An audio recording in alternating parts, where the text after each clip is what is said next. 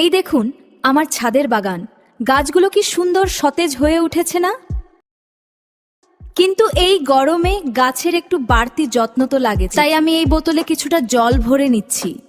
এবার আমি ব্যবহার করব স্পার্কেনজি নিম অয়েল। পোকামাকড় তাড়াতে এটা কিন্তু খুব কাজের। পরিমাণ মতো নিম তেল জলের সাথে ভালো করে মিশিয়ে নিচ্ছি। জলটা লাগিয়ে ভালো করে ঝাঁকিয়ে নিতে হবে।